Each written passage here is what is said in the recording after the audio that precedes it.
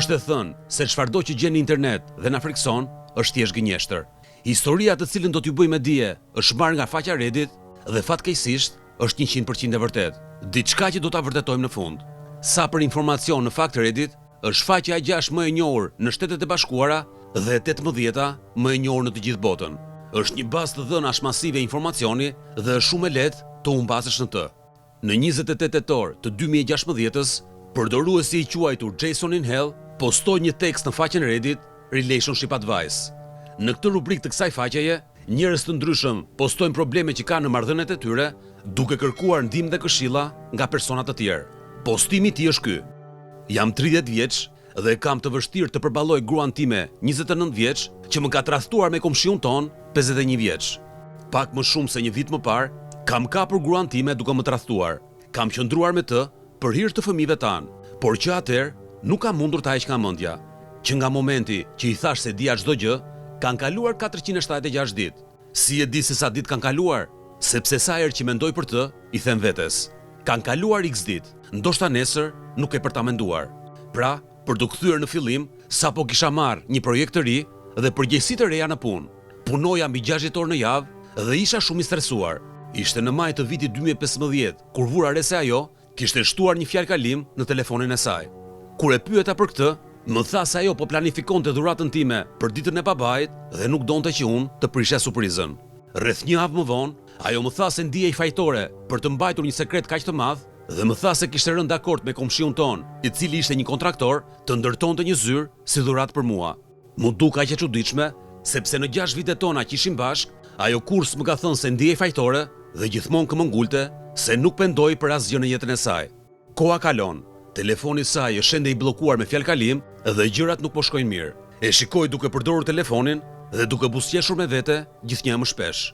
Por kur e pyes se çfarë po bën, ajo nuk thot asgjë dhe e lë telefonin sikur asgjë të mos ketë ndodhur. Kështu që një mëngjes e pres që ajo të hyjë në dush dhe arrit të hap telefonin përpara se të bllokohet. U futa në mesazhet e saj dhe zbulova se ajo po i dërgonte mesazhe komshiut. Jam e lyer kokë me akullore. Dëshiron të më lëpish? Nuk kishte mesazhe të tjera të dërguara nga komshiu, por më vonë kuptova se ajo në telefon kishte aktivizuar për të fshirë mesazhet pas një kohe të caktuar. U ndjeva keq për këtë, por e dija se ajo kishte një sens humori të shfrenuar dhe mendova se ajo nuk do të bënte kurrë diçka për të më lënduar. Ditët po kalojnë dhe komshiu ynë vjen gjithnjë më shpesh në shtëpinë tonë, por zyra e premtuar nuk po duket askund. Kam filluar të shqetësohem se diçka nuk është në rregull. Kështu që fillova të kontrolloj vendodhjen e saj duke përdorur një aplikacion. Pikërisht në këtë pikë kuptova se ka hapësira të mëdha në historinë e saj të GPS-it, sepse ajo e çaktivizonte atë në telefonin e saj.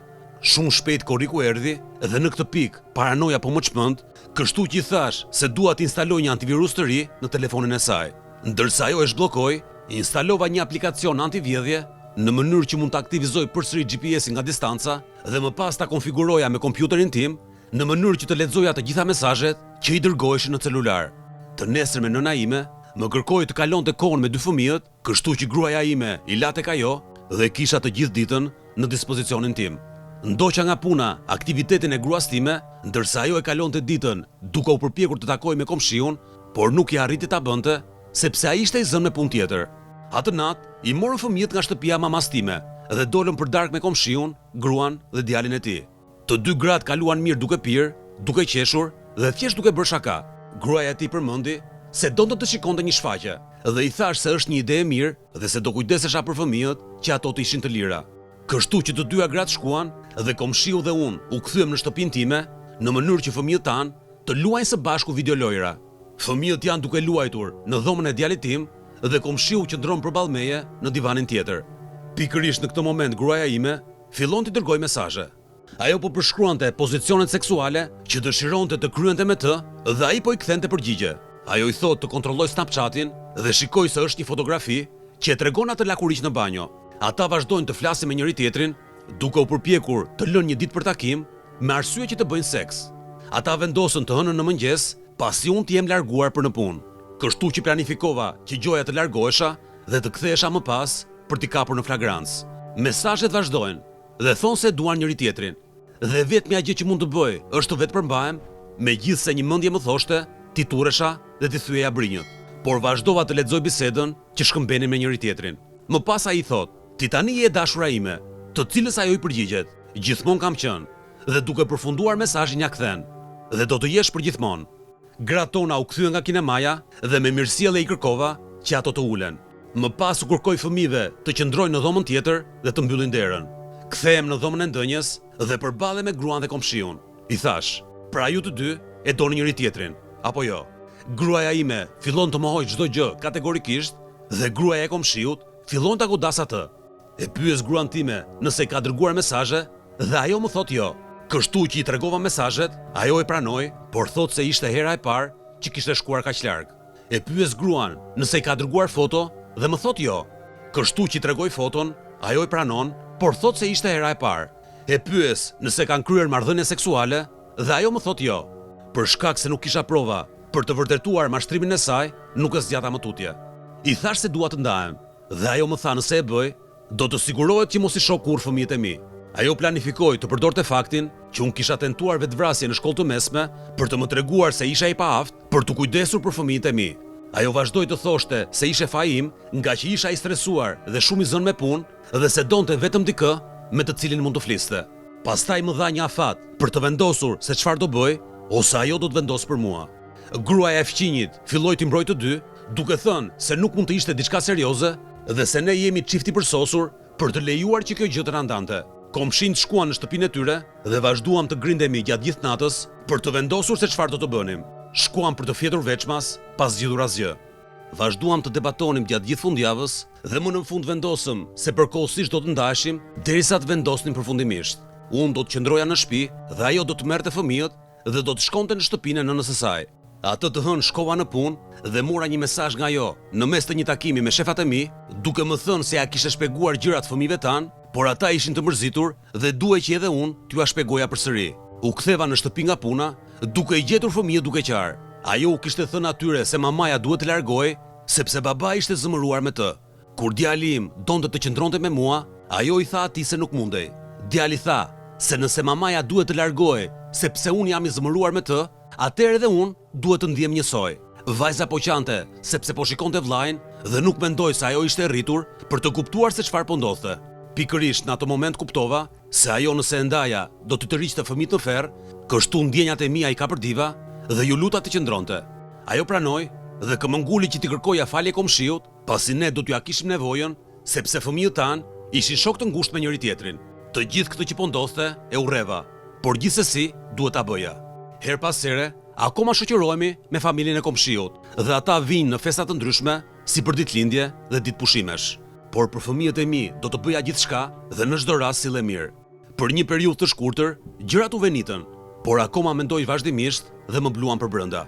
Vras mendjen se si mund ta bëj të mos jetë pa kënaqur që të mos më tradhtoj përsëri. Më pas, gati një vit pas ngjarjes, afër ditës së babait, përsëri ajo i dërgoi sërish fotografi. Ajo pretendonte se ishte një aksident dhe se donte të ma dërgonte mua. Nuk e besoj plotësisht, por gjithsesi për hir të fëmijëve, vazhdoi të luaj rolin e budallait. Për rreth 4 muaj, gjërat kanë qenë më të qeta, por për mua nuk ka ditë që të më hiqet nga mendja.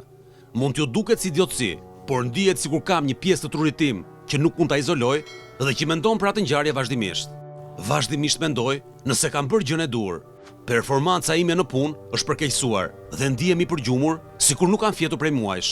Kam frikë se ka kaluar kohë gjatë dhe fakti që u luta të kthej, të thuash divorc tani, vetëm sa do e bënte atë makmarse ndaj meje dhe fëmijëve. Ndihem sikur e kam futur veten kaq thellë në një vrim dhe që nuk mund të dal kur jashtë. Realisht për këtë nuk kam folur me askënd.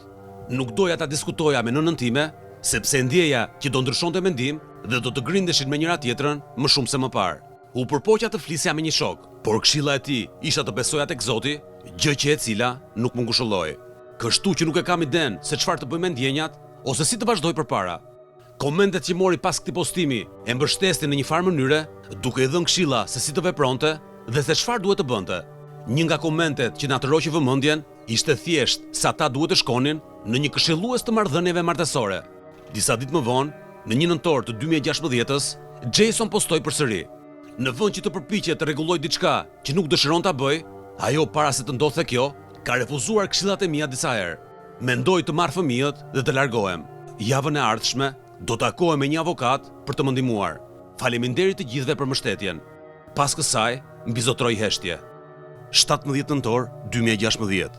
Rajoni policisë në Darlington të Indianas merr një thirrje. Telefonata është kjo. Montgomery County 911, where's your emergency? 203 South Madison Street, In what town? Darlington. Hey, what's going on there? I just stabbed myself and I killed my 2 children. You stabbed yourself and killed your 2 children? Mm-hmm. Okay, and what's your name? Brandy Worley.